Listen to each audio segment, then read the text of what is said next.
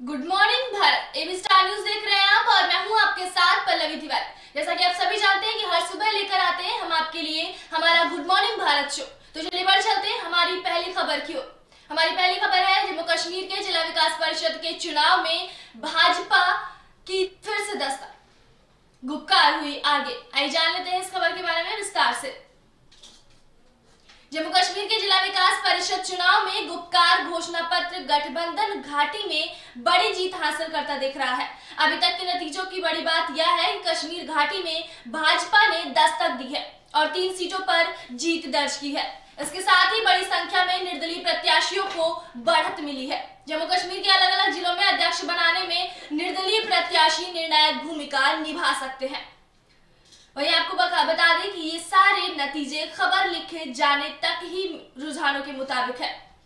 PDP की युवा इकाई के अध्यक्ष वहीद पारा ने मंगलवार को जम्मू कश्मीर में पुलवामा जिले से जिला विकास परिषद के चुनाव में जीत दर्ज की। वही आपको बता दें कांग्रेस की जम्मू कश्मीर इकाई के प्रमुख गुलाम अहमद मीर के बेटे नसीर अहमद मीर मंगलवार को उस केंद्र शासित प्रदेश के अनंतनाग से हार गए। इसी के साथ ही चलिए बढ़ चलते हैं हमारी अगली खबर की ओर। हमारी अगली खबर है ब्रिटेन से आए 20 यात्री कोरोना संक्रमित पाए गए। आइए चर्चा करते हैं इस खबर के बारे में विस्तार से। ब्रिटेन से आए कम से कम 20 यात्रियों के मंगलवार को कोरोना वायरस से संक्रमित होने का पता लगा। वहीं वायरस के नए स्वरूप के मद्देनजर सरकार ने मानक संचालन प्रक्रिया जारी करते हुए कहा कि उस देश से आने वाली सभी यात्रियों की आरटीपीसीआर जांच करानी चाहिए और संक्रमित पाए जाने पर उन्हें संस्थानिक पृथकवास केंद्र में भेजा जाना चाहिए। नीति आयोग के सदस्य डॉक्टर वीके पॉल ने कहा कि घबराने की कोई जरूरत नहीं है, लेकिन अधिक सतर्क रहने की आवश्यकता है। पॉल ने संवाददाता सम्मेलन में कहा, अपने देश में इस प्रकार के वायरस का पता नहीं लगा। अगर हम जीनोमिक श्रृंखला पर काबू पाते हैं तो हम सुरक्षित रहेंगे। उन्होंने कहा कि ब्रिटेन में मिले वायरस का तैयार हो रहे टीकों की संभावना पर कोई प्रभाव नहीं है। ब्रिटेन से आने जाने वाली सभी उड़ानों पर 23 से 31 दिसंबर तक रोक के मंगलवार रात 11:59 बजे से प्रभावी होने के बीच भारत उन लगभग 40 अन्य देशों में शामिल है जिसने ऐसी रोक लागू की है। ब्रिटेन से आ रहे यात्रियों पर करीबी नजर रखी जा रही है। यात्रियों को निगरानी के बीच विभिन्न हवाई अड्डों पर सैकड़ों लोगों की जांच की गई। इस प्रक्रिया में कई घंटे लगे, जिससे दिल्ली, मुंबई और कोलकाता समेत कई हवाई अड्डों पर अव्यवस्था और भ्रम की स्थिति पैदा हो गई। कोरोना वायरस से संक्रमित पाए गए 20 लोगों में से 6 एक ही उड़ान में थे, जो सोमवार को रात से 11:30 पर दिल्ली पहुंची। इसके अलावा रविवार की रात कोलकाता पहुंची उड़ान के 2 यात्री, मंगलवार को अहमदाबाद पहुंची उड़ान के 4 यात्री भी संक्रमित मिले। अमृतसर पहुंची एक उड़ान से आए 7 यात्रियों और चालक दल के एक सदस्य के भी वायरस से संक्रमित होने की पुष्टि हुई। सभी लंदन से एयर इंडिया की सीधी उड़ानें थी। ब्रिटेन के यात्रियों के लिए मंगलवार को जारी सरकार को एसओपी के अनुसार संक्रमित पाए जाने वाले लोगों को संस्थागत इकाई में अलग रखा जाएगा। एक अधिकारी ने बताया, दिल्ली हवाई अड्डे पर 5 यात्री संक्रमित पाए गए। एक यात्री ने दिल्ली के लिए उड़ान पकड़ ली थी, उनके यहाँ संक्रमित होने की पुष्टि हुई। दिल्ली हवाई अड्डे पर कोरोना वायरस जांच का संचालन करने वाली जंस्ट्रेस्ट डायग्नोस्टिक सेंटर की संस्थापक गौरी अग्रवाल ने कहा कि लंदन से दूसरी सारी उड़ानें कैंसिल कर दी गई हैं। वहीं आपको बता दें कि नीति आयोग के सदस्य डॉक्टर वीके पॉल ने कहा कि घबराने की कोई जरूरत नहीं है, लेकिन सतर्क रहना होगा। अपने देश में इस प्रकार के वायरस का पता नहीं लगा। अगर हम जीनोमिक श्रृंखला पर काबू पाते हैं तो हम सुरक्षित रहेंगे। साथ ही यात्रियों की निगरानी के बीच विभिन्न हवाई अड्डों पर सैकड़ों लोगों की जांच की गई। इस प्रक्रिया में कई घंटे लगे, जिससे दिल्ली, मुंबई और कोलकाता समेत कई हवाई अड्डों पर अव्यवस्था और भ्रम की स्थिति पैदा हो गई। साथ ही आपको बता दें, कोरोना विषाणु से संक्रमित पाए गए 20 लोगों में से 6 एक ही उड़ान में थे, जो सोमवार रात 11:30 पर दिल्ली पहुंची। इसके अलावा रविवार की रात कोलकाता पहुंची उड़ान के 2 यात्री, मंगलवार को अहमदाबाद पहुंची उड़ान के 4 यात्री भी संक्रमित मिले। अमृतसर पहुंची एक उड़ान से आए 7 यात्रियों और चालक दल के एक सदस्य के भी वायरस से संक्रमित होने की पुष्टि हुई।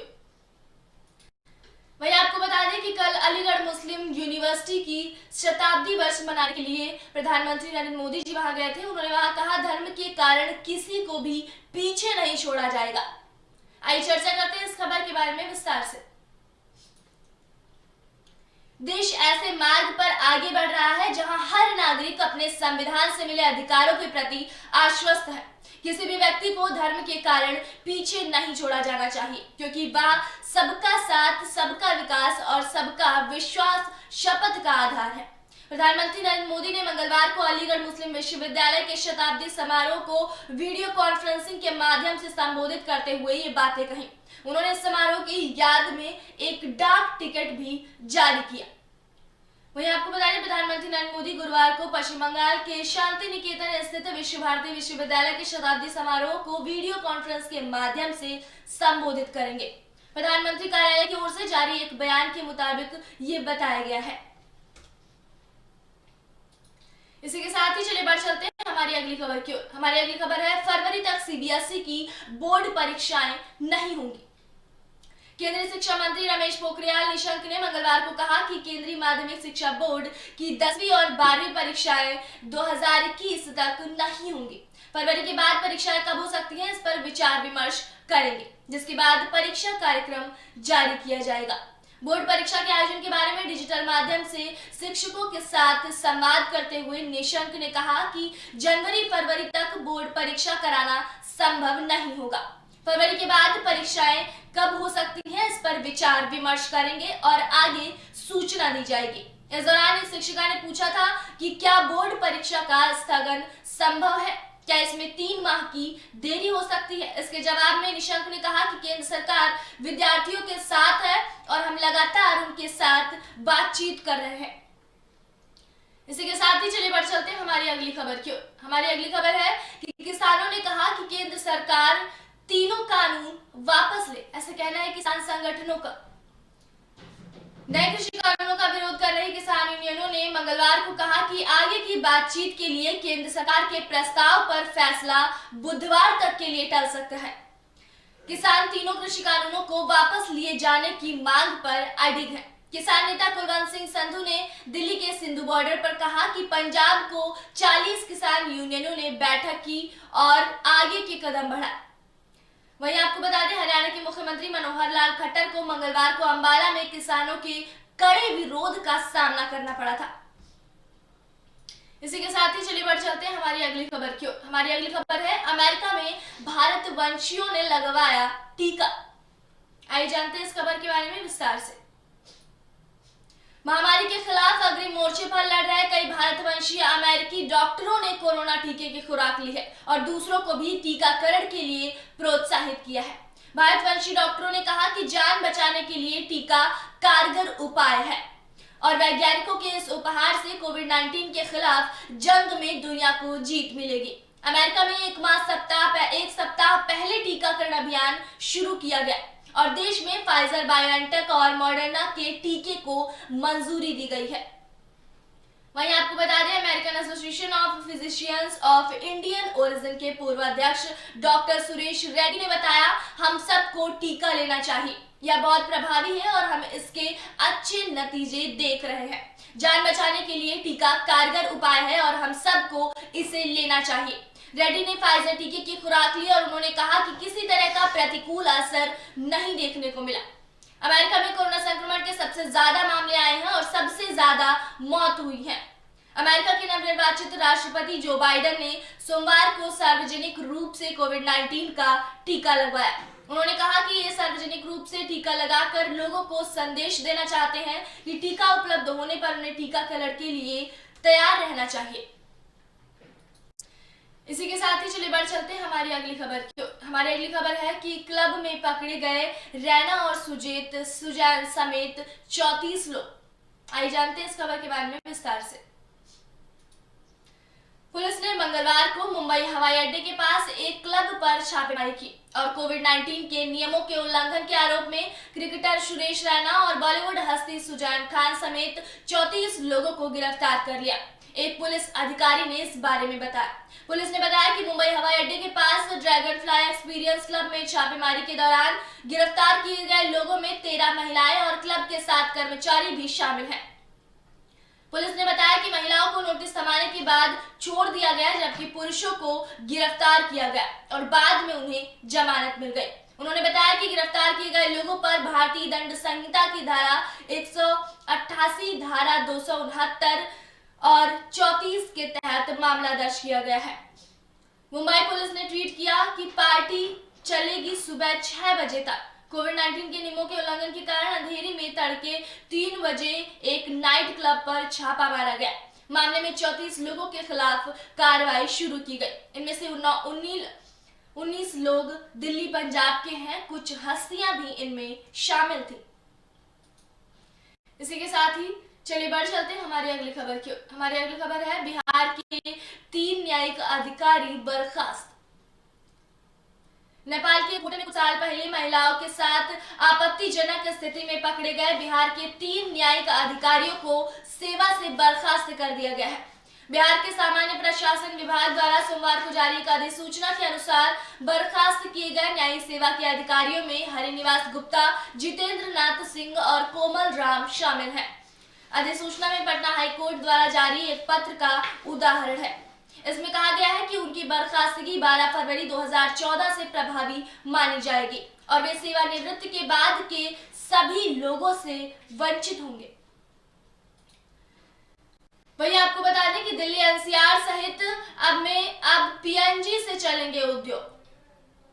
दिल्ली व आसपास के राज्यों में बढ़ते प्रदूषण के बाद अब प्रदूषित उद्योगों को पीएनजी से चलाने की तैयारियां शुरू हो गई हैं। प्रदूषण में कमी लाने के लिए वायु गुणवत्ता आयोग ने इस बाबत दिल्ली सरकार को स्पष्ट आदेश जारी किए हैं। आदेश में दिल्ली में चल रही ऐसी औद्योगिक गतिविधियों के लिए पीएनजी का इंतजाम करने को कहा गया है। इस व्यवस्था को 2021 जनवरी तक लागू करने की समय सीमा निर्धारित की गई है। जानकारी के मुताबिक मंगलवार को आयोग की समीक्षा बैठक हुई, जिसमें प्रदूषण के कारणों पर मंथन किया गया। दिल्ली सरकार व आईजीएल कंपनी मिलकर अब ऐसे उद्योगों को गैस लाइन उपलब्ध कराने के लिए काम करेंगे।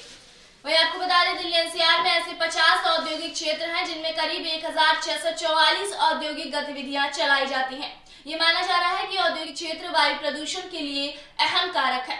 इस क्षेत्र में गेल व आईजीएल मिलकर पाइपलाइन नेटवर्क तैयार करेंगे और आपस में तालमेल रखकर काम करेंगे ताकि तय समय सीमा के अंदर इस कार्य को पूर्ण किया जा सके।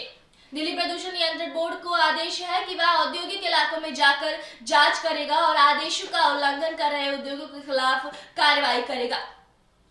वहीं आपको बता दें, दिल्ली सरकार बवाना की औद्योगिक इकाइयों को जल्द ही फ्री होल्ड करेगी। इस व्यवस्था को लागू करने के लिए दिल्ली औद्योगिक विकास निगम की बोर्ड बैठक में चर्चा की गई। स्वास्थ्य मंत्री सत्येंद्र जैन ने जानकारी दी कि दिल्ली सरकार बवाना के लीज होल्ड फ्लैट को फ्री होल्ड करेगी। यह फैसला मंगलवार बोर्ड बैठक में लिया गया है।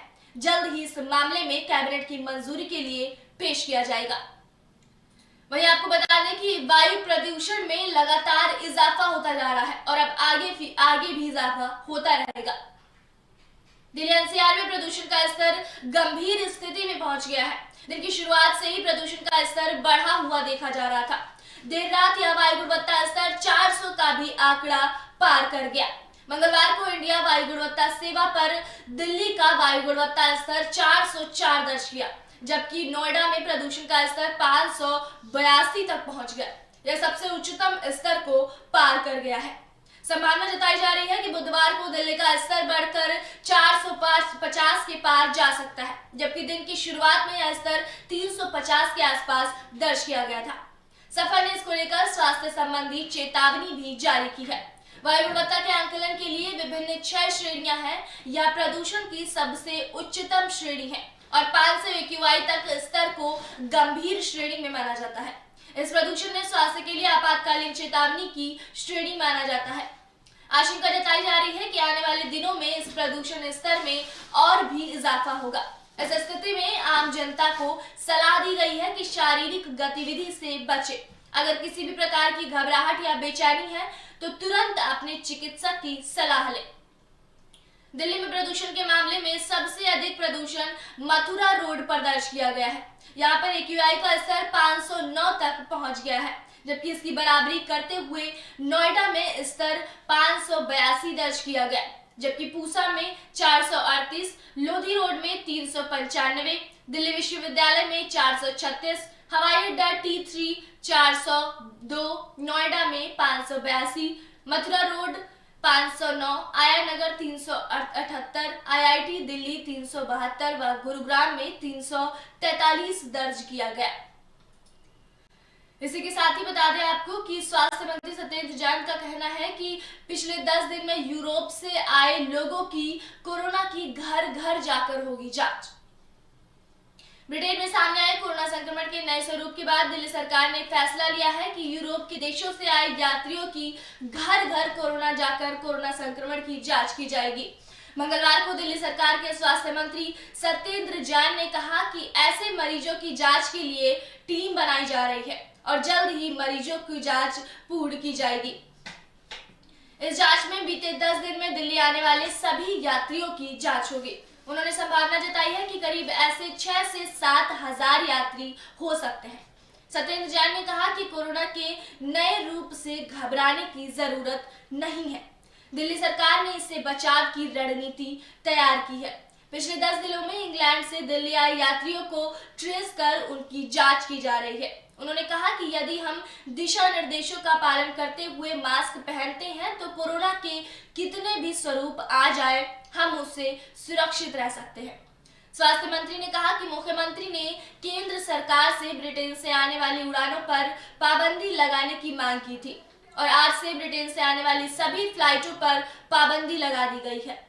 अब जो भी फ्लाइट विदेश से आएगी उसमें आने वाले सभी लोगों की पहले जांच होगी। सत्येंद्र जैन ने मंगलवार को प्रेस वार्ता में कहा कि टीका कहीं बाहर से नहीं आएगा बल्कि हमारे देश में ही बन रहा है और जैसे ही टीका आ जाएगा हम टीकाकरण का कार्य शुरू कर देंगे। उन्होंने कहा कि हमें बस टीके का इंतजार है, बाकी हमारी सारी तैयारियां पूरी हो चुकी हैं। उन्होंने कहा कि अगर हम इसके आंकड़े देखे जाएं तो जहां इंग्लैंड में रोजाना 5000 से 6000 केस आ रहे थे वो अब बढ़कर प्रतिदिन 30,000 तक पहुंच गए हैं। एक सवाल के जवाब में स्वास्थ्य मंत्री ने कहा कि यह वैज्ञानिक और विशेषज्ञ ही बता पाएंगे कि जो टीका तैयार किया गया है उसमें इस नए कोरोना स्वरूप से बचाव हो पाएगा या नहीं, लेकिन फिलहाल हमारी सरकार इस नए स्वरूप से दिल्ली को बचाने के लिए हर मुमकिन कोशिश कर रही है और उम्मीद है कि हम कामयाब होंगे। वहीं आपको बता दें दिल्ली में 24 घंटे के अंदर कोरोना संक्रमण के 939 मामले सामने आए हैं और 25 मरीजों की मौत हुई है। दिल्ली सरकार की रिपोर्ट के मुताबिक इस दौरान संक्रमण की दर 1.14 व मृत्यु दर 2.62% रही है। एक दिन में 82,386 जांच की गई है और 1,434 मरीज ठीक होकर अपने घर भेज गए हैं। दिल्ली में एक दिन पहले ही सबसे कम 803 मामले दर्ज किए गए थे। वहीं आपको बता दें कि पूर्णबंदी में मजदूरों पर किए गए मुकदमे वापस लिए जाएंगे। जी हां, दिल्ली सरकार ने पूर्णबंदी के दौरान मजदूरों पर दर्ज कराई गई FIR वापस लेने के लिए कहा है। दिल्ली सरकार ने घर लौटने वाले मजदूरों को राहत देने के लिए यह बड़ा फैसला किया है। मंगलवार को दिल्ली सरकार के गृह विभाग के मंत्री सत्येंद्र जैन ने ट्वीट कर यह जानकारी दी। उन्होंने कहा कि मुख्यमंत्री ने इस बाबत आदेश जारी किए थे। इन आदेशों के बाद गृह विभाग के अधिकारियों को इस संबंध में दर्ज मुकदमे व शिकायत वापस लेने के लिए कहा गया है। ऐसी जो भी शिकायतें हैं जो प्रवासी मजदूरों पर पूर्णबंदी का नियम तोड़ने के मामले में की गई थी। पूर्णबंदी के शुरुआती दिनों में जब सभी रोजगार बंद कर दिए गए थे उस समय बड़ी संख्या में लोग दिल्ली से होते ही पैदल ही अपनी राज्यों के लिए चल पड़े थे।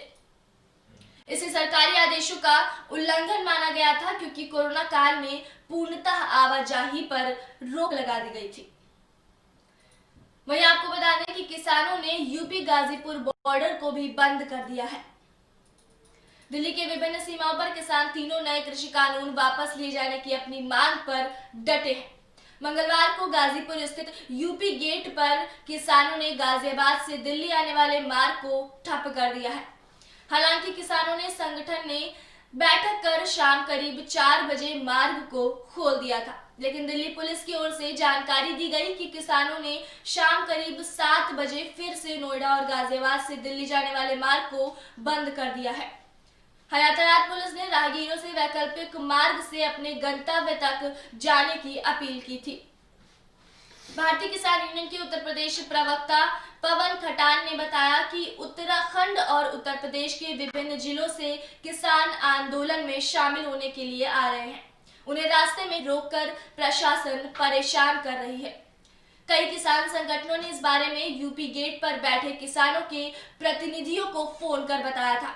उसके बाद किसानों ने मार्ग बंद करने का फैसला लिया था। हालांकि शाम करीब 4 बजे गाजियाबाद सिटी एसडीएम ने किसानों को आश्वासन दिया कि जिन स्थानों पर किसानों को रोका जा रहा है वहां के जिलाधिकारी और एसएसपी से बातचीत कर समस्या का समाधान किया जाएगा। मार्ग बंद होने से गाजीपुर फ्लाईओवर के नीचे लंबा जाम लग गया था। हालांकि पुलिस ने मार्ग में बदलाव किया है।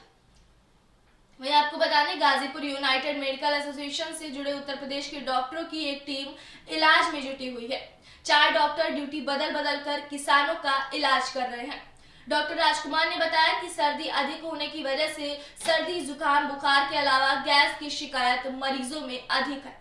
उन्होंने बताया कि लंगर में अधिक मसाले वाले खाना खाने की वजह से अधिकतर मरीज पेट में गैस शिकायत बताते हैं। उन्होंने कहा कि डॉक्टर चरण सिंह, मैनपाल सिंह और अन्य डॉक्टर बीते 10 दिनों से मरीजों को देख रहे हैं।